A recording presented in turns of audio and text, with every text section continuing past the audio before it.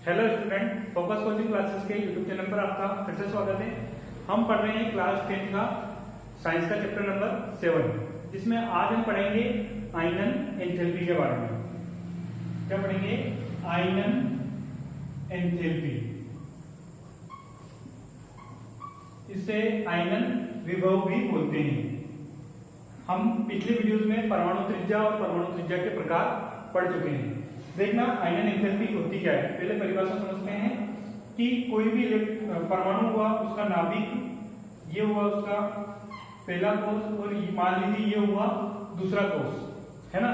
जैसे लिथियम की बात करें, लिथियम का पहले कोष में 2 और तीसरे में 1। परमाणु क्रमांक कितना होता है इसका? 3।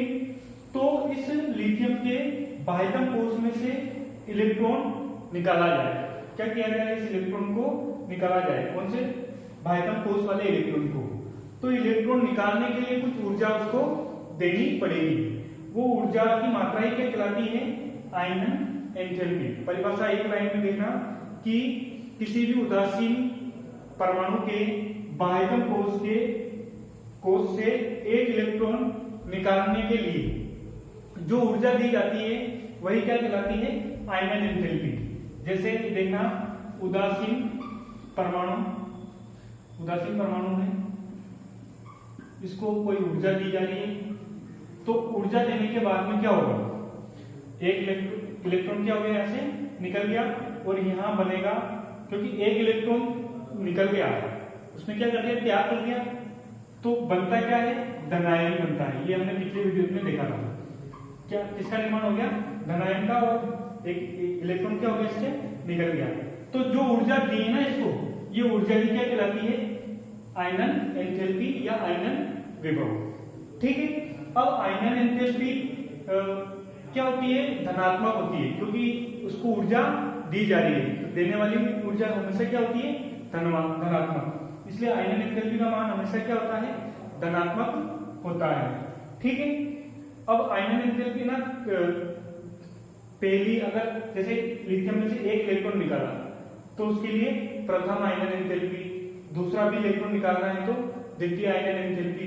देखना, लिथियम की बात नहीं करें अपन, बोरोन जिसका परमाणु क्रमांक है 5, तो इसमें से अगर एक इलेक्ट्रॉन निकाल दें तो बनता है यहां पर B+। ये तो हो गई इसकी फर्स्ट आयनन एंथैल्पी। ठीक है। अब इस B+ में से वापस से क्या करें हम? एक इलेक्ट्रॉन को और निकाल दें इस प्रकार से। तो यहां पर क्या बनेगा? B+2। एक इलेक्ट्रॉन और निकल गई, B+2। ये हो गई इसकी सेकंड आएगी। ये तो थी फर्स्ट और ये सेकंड। अगर इस B+2 में से एक इलेक्ट्रॉन और निकाल दें तो यहां बनता है B+3। और ये B+3 बनने के लिए जो ऊर्जा दी जाएगी उसको कहेंगे थर्ड आयनन एंथैल्पी। ठीक है।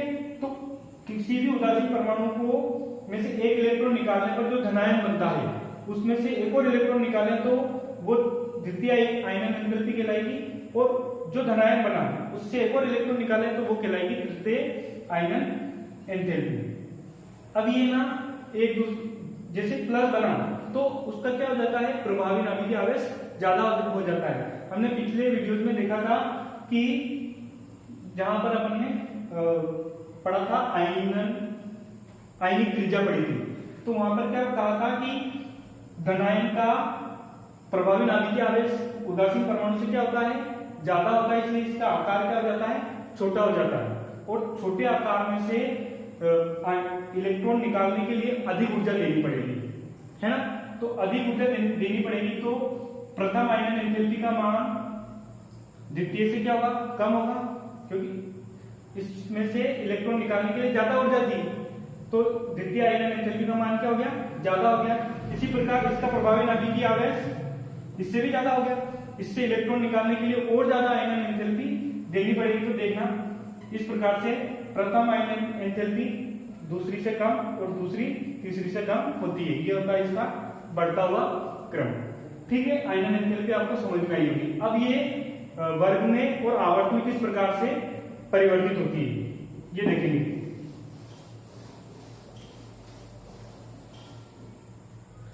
देखना आवर्त में क्या होता है। आवर्त में जब हम बाएं से दाएं चलते हैं इस प्रकार से, जैसे सेकंड आवर्त की बात करें, लिथियम, बेरिलियम, बोरोन, कार्बन, और यहाँ होता है नियो, फ्लोरीन, है ना। यहाँ पर भी कुछ तत्व नाइट्रोजन, ऑक्सीजन होते हैं। तो जब हम बाएं से दाएं चलते हैं तो कोष की संख्या समान रहती है, और बढ़ता कौन है, प्रोटॉन की संख्या बढ़ती है, क्योंकि परमाणु क्रमांक बढ़ता है। अब परमाणु क्रमांक बढ़ रहा है तो प्रभावी नाभिकीय आवेश भी बढ़ता जाता है। प्रभावी नाभिकीय आवेश बढ़ने के कारण इसका आकार कैसा होता जाता है, छोटा होता जाता है। प्रभावी नाभिकीय आवेश बढ़ने के कारण इसका आकार कैसा होता जाता है, छोटा।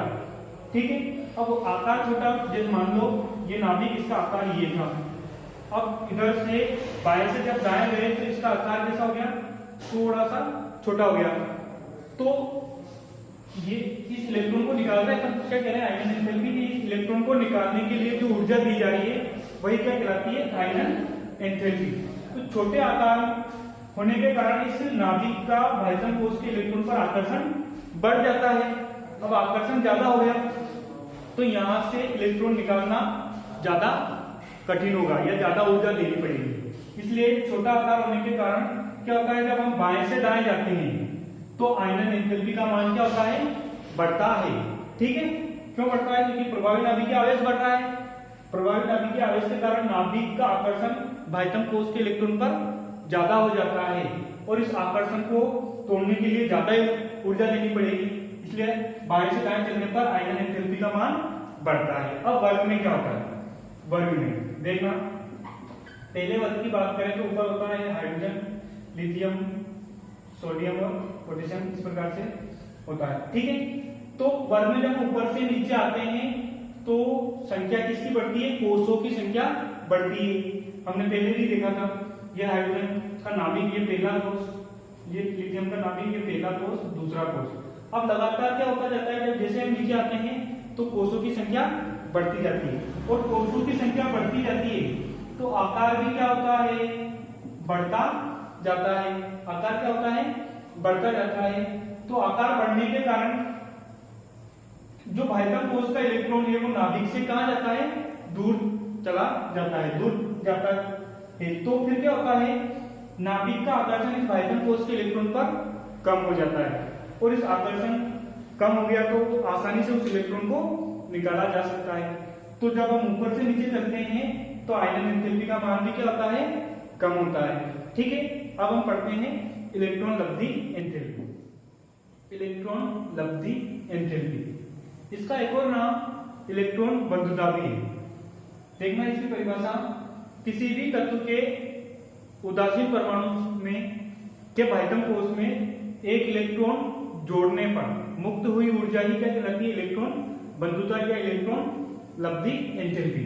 देखना कैसे, ये है उदासीन परमाणु, उदासीन परमाणु, और इस उदासीन परमाणु का ये नाभिक, ये पहला कोष, ये दूसरा कोष, जिसमें दो, मान लीजिए हमने बोरोन लिया है, यहाँ पर 2 और 3, बोरोन का परमाणु क्रमांक होता है 5। ठीक है, इसके भाइटम कोष में मैंने क्या कर दिया, एक इलेक्ट्रॉन प्रवेश करवा दिया। 3 की जगह कितने हो गए, इसमें 4 हो गए। ठीक, तो क्या होगा, यहां बनेगा एक ऋणायन। क्या होगा, ऋणायन का निर्माण होगा, और साथ में कुछ ऊर्जा मुक्त होगी। ऊर्जा क्या होगी, यहां पर मुक्त होगी। यह मुक्त हुई ऊर्जा का मान क्या कहलाता है, इलेक्ट्रॉन लब्धि एंथैल्पी कहलाता है। ठीक है, ये इलेक्ट्रॉन बंधुता कहलाती है। ठीक, अब ये वर्ग में या आवर्त में किस प्रकार से बदलती है। इलेक्ट्रॉन बंधुता जब हम एक ही आवर्त में या एक ही वर्ग में चलते हैं तो ये किस प्रकार से परिवर्तित होती है। तो पहले हम देखते हैं आवर्त में। देखिए आवर्त में क्या होता है, जब हम बाएं से दाएं चलते हैं तो क्या बढ़ता है, परमाणु क्रमांक बढ़ता है, और परमाणु क्रमांक के साथ साथ प्रभावी नाभिकीय आवेश क्या बढ़ता है, प्रभावी नाभिकीय आवेश बढ़ता है। इस प्रभावी नाभिकीय आवेश का मान बढ़ने के कारण आकार कैसा होता जाता है, छोटा होता जाता है। ठीक है, अब आकार छोटा हो गया मतलब नाभिक के पास आता जाएगा बाह्यतम कोश। अब अगर उसमें इलेक्ट्रॉन प्रवेश कराते हैं तो वो क्या करेगा, ज्यादा ऊर्जा उत्सर्जित करेगा। अर्थात हम कह सकते हैं कि आवर्त में जब बाएं से दाएं चलते हैं तो इलेक्ट्रॉन लब्धि एंथैल्पी का मान भी क्या होता है, बढ़ता है। क्यों बढ़ता है, क्योंकि आकार कैसा होता जाता है, छोटा होता जाता है। ठीक, अब हम वर्ग में देखते हैं, वर्ग में किस प्रकार से बदलता है। तो वर्ग में एक ही वर्ग में जब हम ऊपर से नीचे चलते हैं तो कोष की संख्या बढ़ती है ना, तो कोष की संख्या बढ़ने से आकार कैसा होता जाता है, बड़ा होता जाता है। मतलब कि बाह्यतम कोष की दूरी नाभिक से बढ़ती गई। तो फिर क्या होगा, जब बाह्यतम कोष ही नाभिक से दूर होता जाएगा तो उसमें जो इलेक्ट्रॉन प्रवेश कराएंगे वो आसानी से प्रवेश कर जाएगा, मतलब कि कम ऊर्जा मुक्त होगी। अर्थात हम कह सकते हैं कि वर्ग में जब हम ऊपर से नीचे आते हैं तो इलेक्ट्रॉन लब्धि एंथैल्पी का मान भी क्या होता है, कम होता जाता है। ठीक है, अब हम पढ़ते हैं विद्युत ऋणात्मकता। विद्युत ऋणात्मकता, विद्युत ऋणात्मकता क्या होती है, देखना कोई भी सहसंयोजक बंध हो और दो असमान परमाणुओं के बीच में बना हुआ हो, जैसे कि मान लीजिए ये HCl, ये क्या है, ये जो बंध बना हुआ है ये क्या है, सहसंयोजक बंध बना हुआ है। सहसंयोजक बंध का मतलब कि दोनों परमाणुओं के समान इलेक्ट्रॉनों ने क्या कर रखा है, साझा कर रखा है। लेकिन क्या होगा, कोई एक परमाणु क्या करेगा, कुछ चतुर होता है, तो ये जो बंध बना है इसमें एक इलेक्ट्रॉन किसका है, हाइड्रोजन का है, एक किसका है, क्लोरीन का है।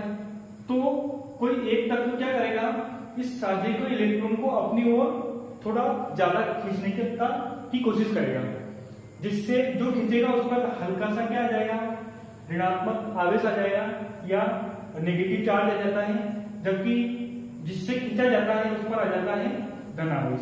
ठीक है, यही गुण क्या कहलाता है, विद्युत ऋणात्मकता।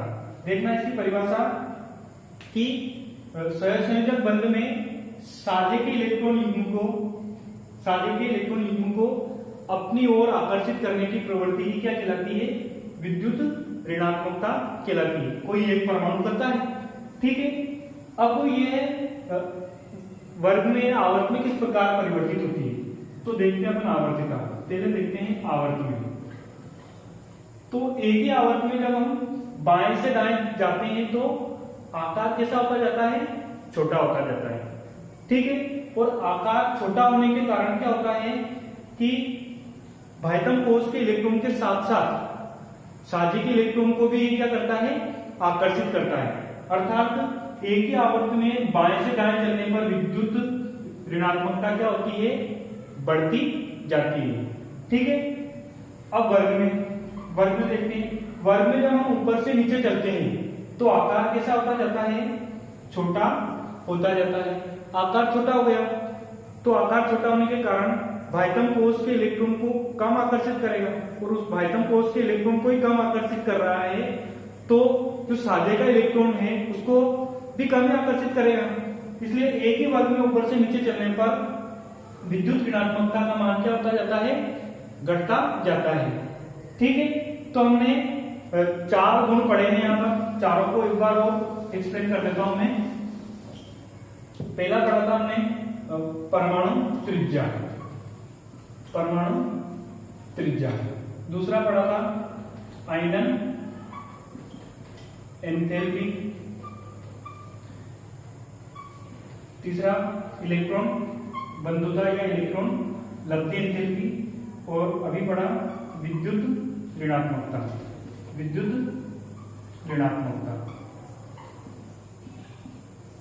ठीक है, अब ये एक ही आवर्त या एक ही वर्ग में किस प्रकार से चेंज हो रहे हैं, तो ये तो हुआ आवर्त, ये हुआ वर्ग। ठीक है, परमाणु त्रिज्या एक ही आवर्त में जब हम बाएं से दाएं जाते हैं तो परमाणु त्रिज्या क्या होती जाती है, घटती जाती है। क्यों बढ़ती जाती है, कारण है इसका प्रभावी नाभिकीय आवेश। ठीक है, जबकि परमाणु त्रिज्या एक ही वर्ग में हम ऊपर से नीचे चले तो परमाणु त्रिज्या क्या होती जाती है, बढ़ती जाती है। और क्यों बढ़ती है? क्योंकि कारण क्या है इसका? कोष की संख्या, कोष की संख्या। ठीक है, दूसरा देखते हैं अपन आयनन एंथैल्पी। आयनन एंथैल्पी एक ही आवर्त में किस प्रकार से चेंज होती है? तो जब हम एक ही आवर्त में बाएं से दाएं चलते हैं, प्रभावी नाभिकीय आवेश का मान बढ़ने के कारण क्या होगा? आयनन एंथैल्पी का मान क्या होता जाएगा? बढ़ता जाएगा। क्यों बढ़ेगा? क्योंकि उस इलेक्ट्रॉन पर आकर्षण ज्यादा हो गया, उसको कैसे निकाला जाएगा? जबकि एक ही वर्ग में क्या होगा? कोष की संख्या बढ़ने के कारण इलेक्ट्रॉन दूर हो गया नाभिक से, तो उसको आसानी से निकाला जा सकेगा। तो यहां पर क्या होगा? आयनन एंथैल्पी क्या होगी? घटेगी। जबकि इलेक्ट्रॉन बंधुता भी आवर्त में बाएं से दाएं चलने पर बढ़ती है, जबकि वर्ग में घटती है। ठीक है, विद्युत ऋणात्मकता हमने पढ़ा। एक ही आवर्त में जब हम बाएं से दाएं चलते हैं तो क्या होता है? बढ़ती है। क्यों बढ़ती है? क्योंकि प्रभावी नाभिकीय आवेश बढ़ रहा है। प्रभावी नाभिकीय आवेश का मान बढ़ने के कारण बाह्यतम कोष के इलेक्ट्रॉन के साथ साथ साझे के इलेक्ट्रॉन को भी वो आकर्षित करेगा। जबकि एक ही वर्ग में क्या होती है? विद्युत ऋणात्मकता घटती है। क्यों घटती है? क्योंकि कोष की संख्या बढ़ रही है, आकार बड़ा हो रहा है। ठीक है, तो ये हमने 4 गुण पढ़े हैं, संयोजकता और धात्विक गुण हम अगले वीडियो में